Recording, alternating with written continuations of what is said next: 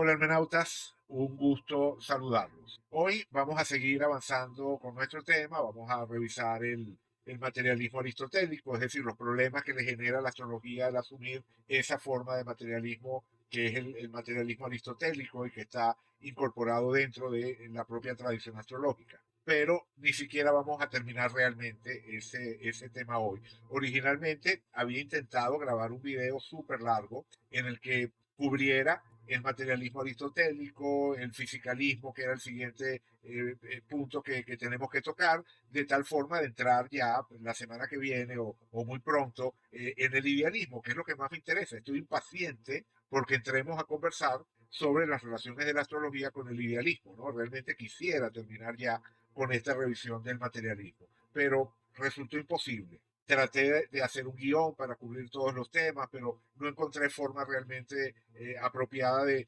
presentar la información de una manera coherente, compacta, resumida. Entonces, el resultado es que al final salió algo demasiado largo y entonces lo que estoy haciendo es que estoy tomando solo una parte de ese video que grabé y es la que estoy publicando esta semana. Y por la hora que es ya, creo que terminaré publicándolo mañana martes, a pesar de haberme planteado que la fecha de publicación iba a ser los lunes. Pero como les digo, simplemente se me fue de las manos, producto precisamente de esa impaciencia. Y hay una razón para esa impaciencia. Justo acabo de encargar mi ejemplar del próximo libro de Bernardo Castro, ese que les comenté en algún momento, que se va a llamar Idealismo Analítico en una cáscara de nuez. El libro sale a la venta el 1 de noviembre, pero ya uno lo puede encargar en Amazon y espero que me llegue aquí a la casa en Caracas a mediados de mes. Y realmente quisiera que para cuando me llegue el libro ya estuviésemos en condiciones de adentrarnos en la filosofía de Bernardo Castro y que ya nos estemos familiarizando con el contenido de por qué el materialismo es un embuste y la idea del mundo, que son los dos libros que me parece clave que tenemos que revisar. Pero la expectativa que tengo, y que es una expectativa que en buena medida está alimentada por los comentarios del propio Bernardo Castro en redes sociales, es que este libro puede convertirse en nuestra guía oficial para manejar el pensamiento de Castro, para orientarnos dentro del idealismo analítico. Pero más allá de esa impaciencia que, como les digo, tengo, me tengo que adaptar a la realidad. Y lo cierto es que hoy solamente vamos a cubrir el materialismo aristotélico y va a quedar todavía una parte pendiente, un ejemplo con el que quiero trabajar para la semana que viene. Pero en la naturaleza de ese ejemplo se las comento al final del video como les dije, del fragmento de video que les quiero compartir y en el que por lo menos se adelanta bastante la crítica al materialismo aristotélico dentro de la astrología. Entonces, bueno, sin más preámbulo, comencemos.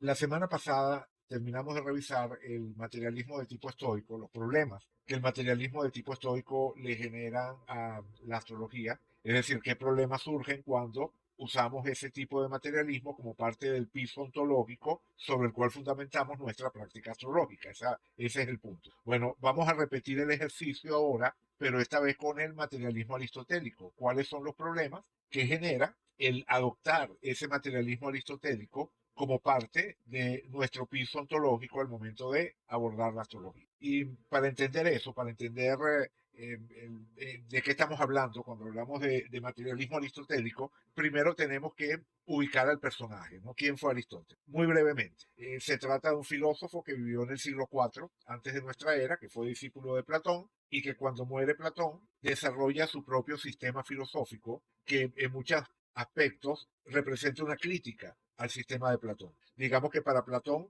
lo verdaderamente real era el mundo de las ideas, aunque aceptara también la existencia de un mundo material. Por eso decía que en el caso de Platón hablábamos de dualismo con una cierta inclinación hacia el idealismo, ¿no? ¿Se acuerdan que les mencioné eso? Bueno, Aristóteles critica ese idealismo platónico y establece que la base del conocimiento tiene que ser la experiencia. Y con esa idea, como parte de los cimientos de su sistema, bueno, desarrolla una escuela que resultó extremadamente exitosa, extremadamente convincente. Digamos que su sistema es organizado, completo, coherente, y durante casi 2000 años fue considerado de forma casi universal, tanto dentro de la tradición árabe como de la occidental, como la doctrina oficial para describir la realidad del universo que habitamos. Por cierto, que un pequeño detalle, ¿se acuerdan que les había comentado la vez pasada cuando hablamos del estoicismo, que el estoicismo se desarrolló contra el telón de fondo del periodo helenístico, que a su vez tuvo como origen las conquistas de Alejandro Magno? Bueno, Aristóteles fue maestro de Alejandro Magno, así que de alguna manera indirecta podemos decir que también fue parte de la génesis de ese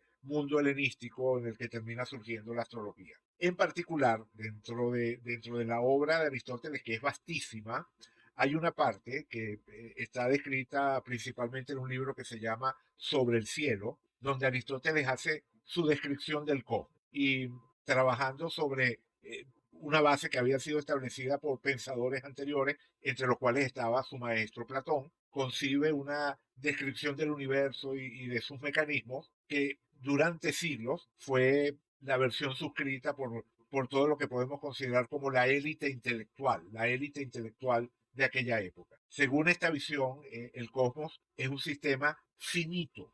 Eso es un primer punto importante. El cosmos es finito, se encuentra organizado de manera jerárquica, tiene naturaleza material, por eso hablamos de una forma de materialismo, y está constituido por una serie de esferas, un sistema de esferas que es realmente más complejo. Seguramente ustedes han oído hablar de esto, de las diferentes esferas planetarias, donde a cada planeta se le asocia una esfera, pero realmente no era que se le asociaba una esfera, se le asociaba un conjunto de esferas. Por simplificar, uno habla simplemente de la esfera de Mercurio, de la esfera de Júpiter, pero en el sistema de Aristóteles y también en el sistema de Ptolomeo, que es por donde nos llega la visión aristotélica a nosotros, es decir, la forma en la que la visión aristotélica se incorpora dentro de la astrología es a través de Ptolomeo, de eso vamos a hablar en un momento, pero tanto en la visión de Aristóteles como en la de Ptolomeo, realmente no se trata de una esfera para cada planeta, sino de un conjunto de esferas que al girar de manera combinada explicaban los movimientos de los planetas,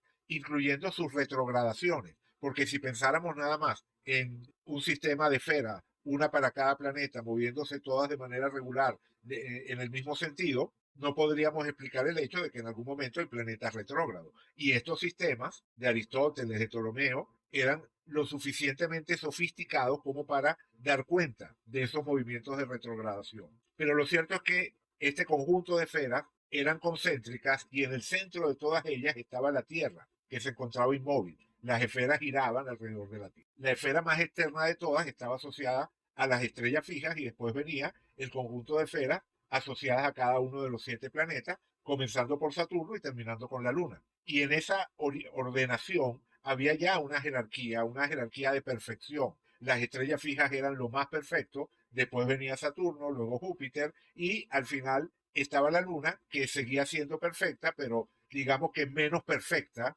que los planetas superiores. Y la Luna era la frontera que dividía el cosmos en dos partes, la esfera superior, la esfera o la región superior, la región supralunar, donde estaban todos estos planetas, esferas, estrellas, de lo que estamos hablando, y donde la única sustancia que existía era algo que Aristóteles llamaba éter. De ese éter estaban hechos los planetas, estaban hechas las estrellas, las esferas, y además el éter llenaba todo el espacio entre las esferas y los planetas. No había espacio vacío. Para Aristóteles no había espacio vacío, todo estaba lleno de éter. Y se trataba de una sustancia incorruptible, una sustancia que no sufría ningún tipo de cambio, salvo el desplazamiento. El único cambio que el éter podía tener era el movimiento. Por eso el movimiento de los planetas en el cielo, perfectamente circular, pero los planetas siempre idénticos a sí mismos, sin cambiar, eternos. Porque ese es otro punto. Para Aristóteles el universo era eterno, sin comienzo ni final. Y luego, por debajo de la luna, estaba el mundo sublunar, que es el mundo que habitamos, y ese mundo estaba constituido por los 4 elementos, el fuego, la tierra, el aire y el agua, que eso sí daban origen a cambios de sustancia, a nacimiento, muerte, generación, corrupción, y hacían que este mundo fuese como es, cambiante, desorganizado, caótico, totalmente distinto a ese mundo eterno y perfecto que estaba más allá de la esfera lunar. La esfera más externa, la esfera de las estrellas fijas, se movía, ¿verdad? Estaba en movimiento, y ese movimiento se debía a un primer motor inmóvil externo, es decir, había un motor inmóvil que viene a ser una causa primera, y esa causa primera era la que ponía en movimiento a las estrellas fijas, o sea, es decir, ponía en movimiento la esfera de las estrellas fijas, y ese movimiento se iba propagando a través de cada una de las esferas, es decir, las estrellas fijas se movían y transmitían ese movimiento a la esfera de Saturno, la esfera de Saturno se movía y transmitía ese movimiento a la esfera de Júpiter, y así iba bajando hasta llegar el movimiento a la esfera de la Luna, y la esfera de la Luna ejercía a su vez su influencia sobre el mundo sublunar de esos cuatro elementos corruptibles de los que estábamos hablando, y a través de esa influencia que la Luna terminaba transmitiendo, los elementos se combinaban, se mezclaban, se separaban y bueno, daban origen a los procesos de cambio, como ya decía. Como pueden ver en este sistema, la organización jerárquica se traduce en que lo superior siempre va a ser la causa de los movimientos que se dan en el nivel inferior. Es decir, lo superior influye sobre lo inferior. Es como un sistema de engranaje, ¿no? Como un sistema de engranaje donde el engranaje principal es ese de las estrellas fijas, movido por el primer motor inmóvil, que por cierto, ese primer motor inmóvil termina asimilándose a una especie de divinidad que pone en movimiento esa primera esfera de las estrellas fijas y que permite que posteriormente el aristotelismo sea totalmente asumido dentro del cristianismo. Cuando el cristianismo se convierte en religión oficial, la filosofía de Aristóteles calza perfectamente con su idea de un Dios supremo que todo lo dirige. Bueno, regresando a nuestro punto, a pesar de que en ningún momento Aristóteles hace una referencia directa a la astrología, resultaba muy claro que su sistema podía ser usado para fundamentar la astrología y para explicar su funcionamiento, desde el momento en el que planteaba aquello de que lo superior influía sobre lo inferior. Y eso es precisamente lo que hace Claudio Ptolomeo, un astrólogo griego que vivió en Alejandría en el siglo II de nuestra era y que fue el autor del Tetrabiblos, un tratado sistemático y detallado sobre astrología que usa como principal marco de referencia la visión del cosmos de Aristóteles. Aunque decir que Ptolomeo era un astrólogo es quedarse corto, era astrólogo, era astrónomo, aunque las dos cosas en esa época no estaban realmente separadas, él practicó los dos aspectos de la disciplina, la interpretación astrológica propiamente y la observación astronómica con los cálculos correspondientes. Además de eso fue también geógrafo, matemático, en fin. Digamos que fue un personaje muy polifacético que dejó una obra importante que lo convierte en un punto de referencia no solo para la astrología, pero en particular para nosotros que estamos interesados en la astrología. Ptolomeo pasa a ser una figura fundamental gracias a ese libro que les digo, el Tetrabiblos. Aunque también es cierto que en su época pareciera que Ptolomeo no fue especialmente conocido entre la comunidad astrológica. Y eso puede deducirse por la falta de referencias al trabajo de Ptolomeo en los autores que fueron más o menos contemporáneos a él o inmediatamente posteriores a él. Pero poco a poco va ganando importancia su trabajo a medida que va pasando el tiempo, precisamente por esa coherencia, por esa capacidad de exposición sistemática que le daba el usar el marco de referencia aristotélico. Y ya en la Europa del siglo XVI, siglo XVII, el tetrabiblos ya estaba consolidado como una especie de Biblia astrológica, como una especie de piedra fundacional del edificio de la astrología. Aunque eso no fue ser históricamente cierto, ¿no? Los textos fundacionales de la astrología son anteriores por varios siglos a Ptolomeo, y la mayoría de ellos se han perdido y sobreviven solo de forma fragmentaria. Pero, como digo, en la Europa del siglo XVI, del siglo XVII, se veía a Ptolomeo como la máxima autoridad en astrología, porque a través de su obra, la astrología ganó respetabilidad, una respetabilidad que se derivaba precisamente de su concordancia con esa filosofía aristotélica que era, como decía antes, la doctrina oficial, la doctrina aceptada y manejada por toda la élite intelectual. Para Ptolomeo, siguiendo el esquema aristotélico, los planetas ejercen su influencia sobre los procesos y acontecimientos en el mundo mediante su influencia en los cuatro elementos, porque de esos cuatro elementos estaba compuesto todo lo que existía en este mundo sublunar. Pero un punto muy importante y que también se derivaba directamente de Aristóteles es que las mismas influencias afectaban de forma diferente a sustancias diferentes. Es decir, si dos sustancias eran distintas, su respuesta ante una misma influencia podía perfectamente ser distinta. Un ejemplo muy simplificado sería decir que la misma calidez del sol que derrite la cera endurece el barro. Es decir, lo mismo que hace que la cera se derrita, hace que el barro se endurezca. Ese mismo principio se aplicaba entonces a cada ser humano que era considerado una sustancia individual, diferente de las otras sustancias individuales. Así que el hecho de que dos personas hubieran nacido muy cerca una de la otra, ¿se acuerdan del problema de los gemelos del que estuvimos hablando? Bueno, el hecho de que dos personas hubieran nacido muy cerca en el tiempo y en el espacio entre sí y tuvieran cartas natales muy similares, no estaba para nada en contradicción con el hecho de que sus vidas pudieran ser diferentes, porque aunque compartieran las mismas influencias, al ser ellos sustancias diferentes, la forma en la que esas influencias se iban a manifestar iba a ser también diferente. Por esa razón, el problema de los gemelos simplemente no existe para la doctrina tolemaica.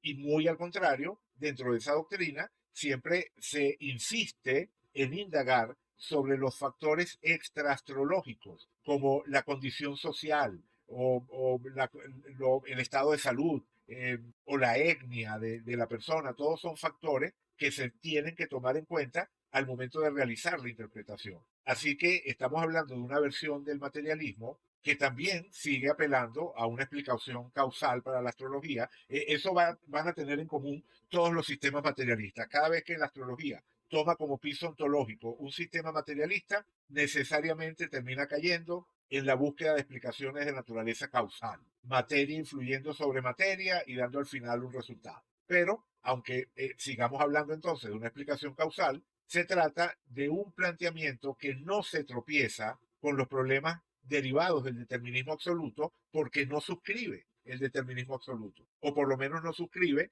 un determinismo astrológico absoluto. El universo podría estar absolutamente determinado, pero para Ptolomeo esa determinación absoluta no podría ser derivada exclusivamente del estudio de una carta natal. El estudio de la carta natal tiene que ser complementado con la consideración de todos esos factores extraastrológicos. Pero a pesar de que definitivamente como modelo tiene una serie de ventajas sobre el modelo estoico que estuvimos revisando, lo cierto es que también tiene su propio conjunto de problemas y de ese conjunto de problemas vamos a detenernos nada más en dos. Esos dos puntos bastan para cuestionar la viabilidad de seguir incluyendo dentro del piso ontológico de la astrología ese marco de referencia materialista de la filosofía aristotélica. Y el primer punto es precisamente el hecho de que este modelo de Ptolomeo representa una visión totalmente dependiente de ese cosmos aristotélico y que precisamente por eso cuando el cosmos aristotélico empieza a ser desplazado como doctrina oficial, toda esa construcción de Ptolomeo, todo ese sistema para entender y explicar la astrología, se resquebraja. Por supuesto, estamos comenzando por el final, estamos hablando de lo que ocurre precisamente cuando surgen las nuevas visiones del universo que son consecuencia del desarrollo de formas más sofisticadas de observación, mejores instrumentos, mejores sistematizaciones de las observaciones. Es decir, la observación del cosmos se hace más fina y eso hace que se empiecen a notar más claramente las insuficiencias del modelo tolemaico y por consecuencia también del aristotélico para explicar lo que los astrónomos veían en el cielo. En particular, un hito especialmente importante fue una estrella nueva, una nova, una estrella, estela nova, una estrella nueva, que aparece en la constelación de Casiopea en 1572. De allí viene el nombre de nova o supernova que se usa hoy en día en astronomía, porque aparentemente eso es lo que fue, ¿no? Fue una nova, una supernova o una nova, quién sabe lo que haya sido. No tengo realmente mucho conocimiento del hecho en sí, pero lo cierto es que de repente los astrónomos se dieron cuenta, precisamente por esta observación fina, en 1572, que donde no había antes una estrella, de pronto aparecía una estrella. Y eso da por terminada esa doctrina del cielo incorruptible, en donde nada nace y nada muere, donde el único cambio es el movimiento circular. Ese cosmos incorruptible de Aristóteles deja de tener base porque los astrónomos están observando que ese cosmos cambia, no solamente desde el punto de vista del movimiento, sino de forma sustancial. Antes, algo que antes no estaba allí, súbitamente aparece, pasa a existir. Es decir, en el cielo hay cambios, cambios de sustancia, no solo de movimiento. Así que esa separación del sistema aristotélico, del éter incorruptible allá arriba y los cuatro elementos corruptibles aquí abajo, bueno, empieza a perder base. Además de eso, ya para 1572, cuando esto pasa, ya habían transcurrido 30 años desde que Copérnico había publicado su defensa del sistema heliocéntrico, y esa defensa del sistema heliocéntrico iba ganando cada vez más seguidores, iba imponiéndose sobre esa visión geocéntrica del cosmos de Aristóteles. Y ustedes saben, ¿no? El resto es historia, ¿no? Efectivamente se termina de dar la transición, el modelo tolemaico aristotélico es desplazado y comienza una nueva era en la descripción del cosmos y en la explicación de los procesos que vemos en ese cosmos, una era que se prolonga hasta nuestros días. Sin embargo, después de ese larguísimo matrimonio con la doctrina aristotélica, los astrólogos no podían simplemente renunciar al modelo sin perder la coherencia, la solidez que durante siglos habían estado derivando de su asociación con ese modelo. Resulta claro que una de las razones para que la astrología pase a ser relegada cuando esa visión aristotélica es desplazada es precisamente por eso, porque estaba unida en matrimonio con la doctrina aristotélica. Y se trataba de un matrimonio que no podía simplemente disolverse, porque todos los esfuerzos de explicación causal que existían dentro de la astrología, todas las racionalizaciones que permitían comprenderla, se vieron de pronto despojadas de autoridad intelectual. Por supuesto, esas explicaciones podían seguir teniendo validez para quien las entendiera en clave simbólica, algo que todavía ocurre hoy en día. O sea, muchos astrólogos tradicionales que usan toda la imaginería del cosmos tolemaico aristotélico con una clara conciencia de que se trata de un lenguaje de símbolos. Pero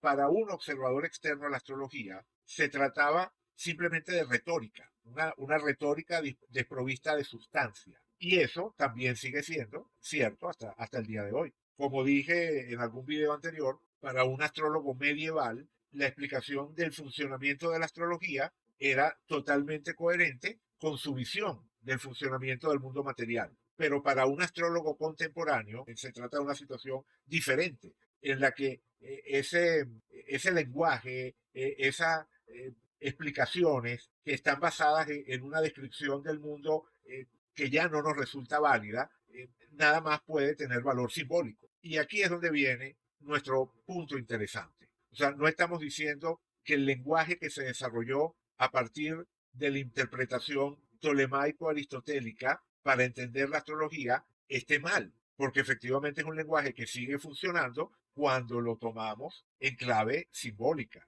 Pero precisamente eso, el reconocer que su valor es de naturaleza simbólica, equivale a decir que realmente esa explicación materialista de la que estábamos hablando antes, de cómo funcionaba el cosmos según Aristóteles, realmente nunca fue relevante. El materialismo aristotélico, como piso ontológico, nunca le proporcionó realmente un piso a la astrología. Lo que le proporcionó fue un punto de partida para afinar y desarrollar su lenguaje de símbolos. Es decir, el materialismo aristotélico nunca proporcionó un verdadero fundamento, solo proporcionó vocabulario, estructura, una manera de articular símbolos, una manera de enriquecer el lenguaje. Así que nuestra primera objeción al materialismo aristotélico es que se trata, en buena medida, de un sistema ontológicamente prescindible. Es decir, que realmente no está aportando en términos de fundamentar la astrología. Y nunca pudo hacerlo porque su concepción del cosmos simplemente estaba equivocada. Entonces, a pesar de que era una concepción del cosmos equivocada, era capaz de proporcionar un lenguaje útil para la astrología, porque eso es lo que en última instancia la astrología está tomando de esa sistematización de Ptolomeo. Y es esa separación entre la realidad o no del sistema tolemaico y su capacidad para enriquecer el lenguaje astrológico, es decir, el entender que son dos cosas distintas, es lo que permite seguir usando mucho del lenguaje que nos legó Ptolomeo, a pesar de reconocer que la descripción del cosmos que hace es errónea. Ya nada más que eso creo yo que es suficiente para tomar distancia de ese materialismo aristotélico como base ontológica. Fíjense, estamos tomando distancia como piso ontológico, no como lenguaje. Podemos conservar el lenguaje aunque dejemos de fundamentar la astrología en esa visión del cosmos de Aristóteles. Bien, vamos con el otro problema, vamos con el segundo problema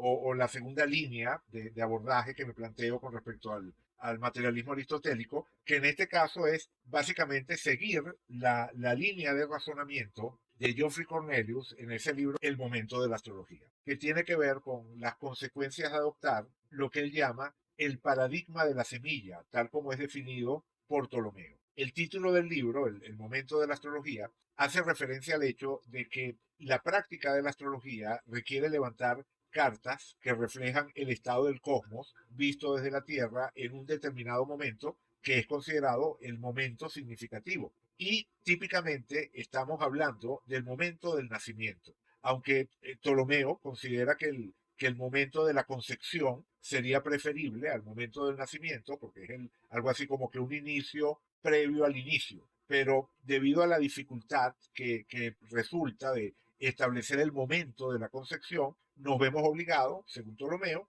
a usar el momento del nacimiento. En cualquier caso, la idea clave es levantar la carta para el momento objetivo, un momento objetivo en el mundo, en el tiempo, en el espacio, en el que algo nace. Es decir, levantar la carta para el momento objetivo en el que algo nace o algo se inicia. Y precisamente por eso, en ese momento del inicio, recibe las influencias del cosmos que se encontraba determinado de una cierta forma, de una manera específica en ese momento, y eso queda de alguna forma impreso en ese inicio de aquello que están haciendo en ese instante. Una carta que es levantada bajo esa circunstancia puede ser vista como la representación de una semilla. Esa es un poco la imagen que usa este Ptolomeo. Y la idea es que al observar el desarrollo de esa semilla, que es la carta natal, podemos al mismo tiempo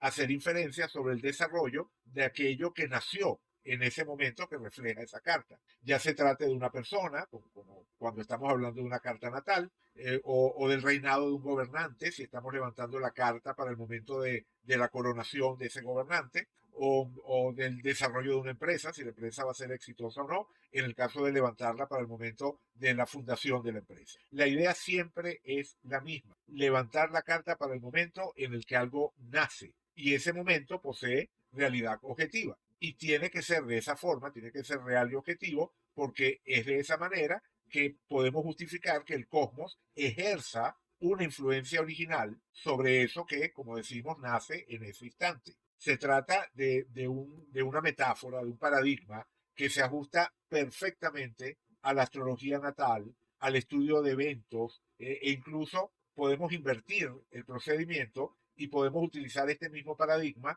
para la astrología electiva. Es decir, en lugar de estudiar la carta para el momento en el que algo nace, podemos elegir el mejor momento para sembrar la semilla, ¿verdad? Eso sería la astrología electiva. Pero el gran problema viene cuando intentamos aplicar este paradigma a la astrología horaria.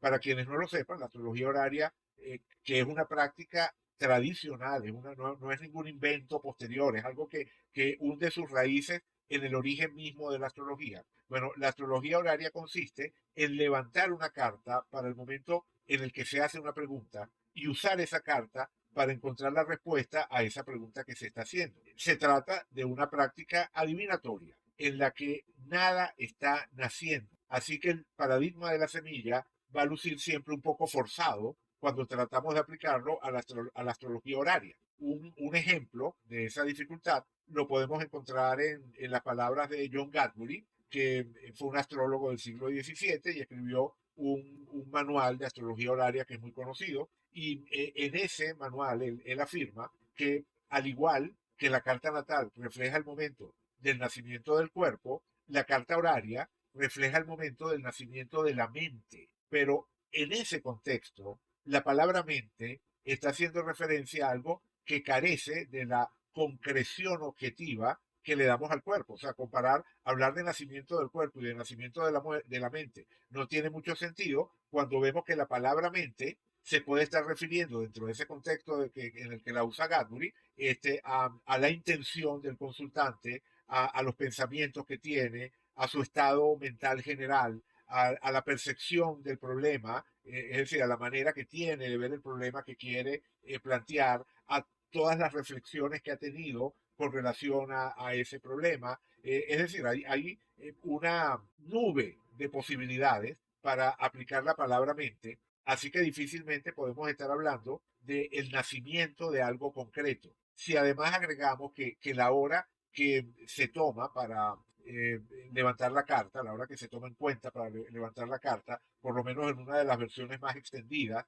de la astrología horaria, no es realmente la hora en la que surgió la pregunta, sino la hora en la que el astrólogo comprende la pregunta o la hora en la que el astrólogo se entera de la pregunta. Entonces, podemos sentir como cada vez nos vamos alejando más y más de ese momento objetivo que es requerido para poder hacer funcionar las cosas dentro del marco de ese paradigma de la semilla de Ptolomeo, con toda su filiación objetiva y naturalista. Patrick Curry, que es un historiador de la astrología muy reconocido, dice en uno de sus libros que lo distintivo de la astrología horaria siempre ha sido su falta de base racional o material fácilmente concebible. No se trata de que no lo hayan intentado. Hay más de un autor que, como hace Gadbury, trata de hacer calzar la astrología horaria dentro de ese paradigma de la semilla, dentro de ese marco de referencia aristotélico. Pero se nota que está forzando las cosas. Como dice Patrick Curry, no hay una manera para darle una base racional que sea fácilmente concebible, es decir, que resulte natural. Y si además combinamos esto, todo lo anterior, con el hecho de que con frecuencia en los textos de astrología horaria se hace énfasis en la actitud que debe tener el consultante, la actitud especial que debe tener el consultante, su sinceridad, el tiempo que debe dedicar a pensar la pregunta, la invocación a Dios antes de realizar la pregunta.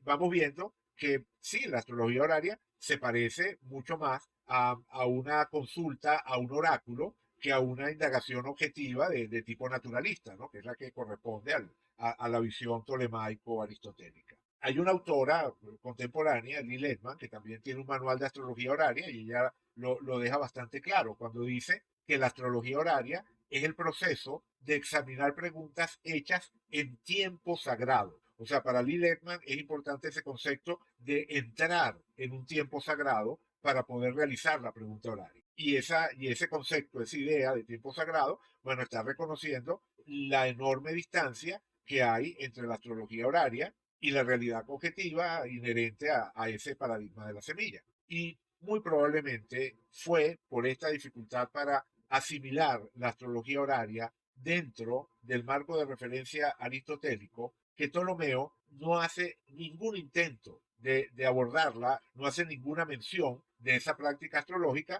a pesar de que ya para su época existía, aunque fuese de una forma más o menos incipiente, todavía no totalmente desarrollada, pero en los textos de Doroteo de Sidón, que es anterior un siglo a Ptolomeo, ya tenemos, por ejemplo, un caso de proto pregunta horaria o prototécnica horaria, cuando Doroteo habla de levantar la carta para poder hablar de una esposa que se ha fugado y que no se sabe en qué momento se fugó, levantar la carta en el momento en el que la cuestión es planteada al astrólogo. A pesar de que en ese texto, en el Carmen Astrologicum de Doroteo de Sidón, no podemos decir que hay propiamente una pregunta horaria con todas las de la ley, hay por lo menos un uso concreto del mismo tipo de procedimiento que se usa en astrología horaria. Entonces podemos decir que se trata de una técnica que existía ya en esa época, como digo, aunque sea de forma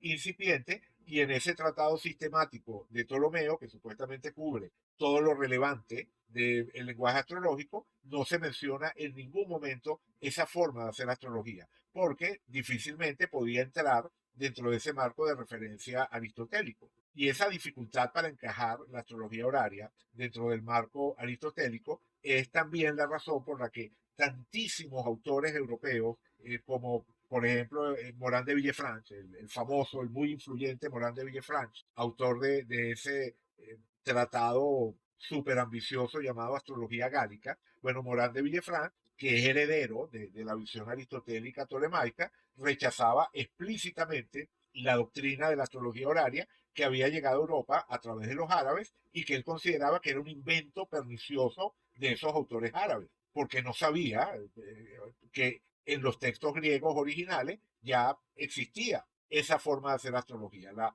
astrología horaria puede haber sido especialmente desarrollada por autores árabes, pero no es un invento de los árabes. Forma parte de la tradición que se origina en Grecia. Pero para Morán de Villefranche era algo que no calzaba dentro del marco tolemaico y por lo tanto algo de lo cual había que deshacerse. Y todavía hoy en día es muy común encontrar en Internet opiniones de astrólogos que desdeñan la astrología horaria, que consideran que la astrología horaria es un fraude o es una práctica que carece de base, y utilizan básicamente los mismos argumentos que Morán de Villefranche. La falta, como dice Patrick Curry, de una explicación materialista, una explicación racional materialista de cómo pueda funcionar la astrología horaria. Y para quienes practican astrología horaria o para quienes la valoran, o sea, para quienes simplemente la valoran. Yo no soy especialmente practicante de astrología horaria, he hecho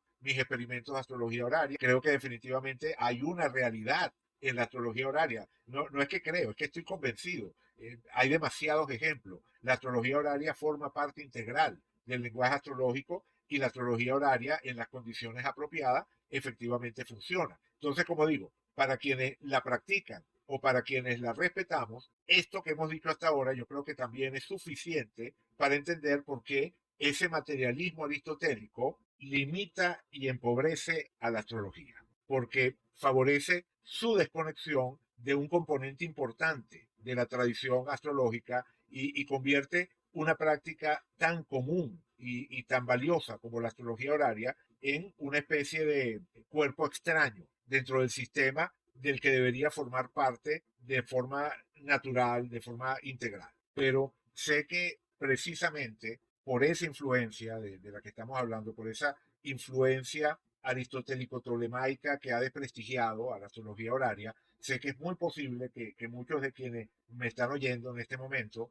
compartan esa visión desdeñosa de esa práctica y que podrían entonces no darle demasiada importancia a todo esto que señala Geoffrey Cornelius y que podrían pensar algo así como que no es mucho lo que se pierde y que la astrología queda mejor, luce más seria, se ve más respetable, precisamente si toma distancia de esa práctica de carácter adivinatorio. Por eso quiero argumentar este mismo punto desde un ángulo diferente, que creo que también puede evidenciar lo limitante que resulta fundamentar nuestra comprensión de la astrología en ese modelo materialista. Pero quiero insistir sobre un punto, quiero insistir sobre algo que ya dije. Aunque no sea un buen fundamento para la astrología, en términos de piso ontológico, en términos de razón de ser, el paradigma de la semilla sigue siendo una metáfora útil, una metáfora valiosa, y que de la misma forma que cuando estábamos argumentando que el hecho de que el materialismo aristotélico sea prescindible, señalaba que lo realmente valioso era el lenguaje que se había desarrollado a partir de esa concepción, lo mismo podemos decir de la imagen de la semilla, que forma parte de ese lenguaje. Uno puede renunciar al paradigma sin que eso implique renunciar a las imágenes útiles que se hayan podido generar a partir de ese paradigma, siempre y cuando conozcamos que se trata de imágenes que se integran dentro de un lenguaje simbólico, rico y de naturaleza cambiante, un lenguaje que continúa actualizándose a través del tiempo y tomando aportes de otros sistemas con los que entra en contacto. Bueno, el caso que quiero utilizar para abordar esta misma línea de razonamiento del el paradigma aristotélico tolemaico como algo que limita y empobrece la astrología es el caso de la carta natal de personajes de ficción. Y no me refiero al caso de estudiar la carta del momento objetivo en el que un personaje de ficción nace en la mente del autor o cuando hace su primera aparición pública, como cuando se estrena una película, hacer la carta natal de Indiana Jones en el momento en el que se estrena Cazadores del Arca Perdida, o la carta natal de Frankenstein para el momento en el que se publica la novela de Mary Shelley. Me refiero al caso en el que dentro de la misma obra de ficción se dan los datos de nacimiento de un personaje. Bueno, lo dejo hasta aquí. Corto aquí el video. Tal como les expliqué al comienzo, el material era demasiado largo, entonces creo que este es un buen punto para cortarlo. Y la semana que viene estaríamos abordando ese ejemplo del que acabo de hablar, ese caso de estudio que sería levantar la carta de un personaje de ficción del cual se dan sus datos de nacimiento dentro de la misma obra de ficción. Porque si ese tipo de casos tienen sentido, ahí tenemos otro elemento distinto del que nos proporciona la astrología horaria, otra plataforma distinta de la que nos proporciona la astrología horaria para fundamentar nuestra crítica al materialismo aristotélico. Entonces, creo que este caso es especialmente interesante. Me parece que vale la pena esperar al próximo lunes para compartirlo con ustedes, de tal forma de que quede bien cerrado este tema del materialismo aristotélico. Muchas gracias por llegar hasta el final. Si les gustó el video, les agradezco que dejen un me gusta. Si no se han suscrito al canal, les pediría que se suscriban. Y sería entonces hasta el próximo lunes. Muchas gracias.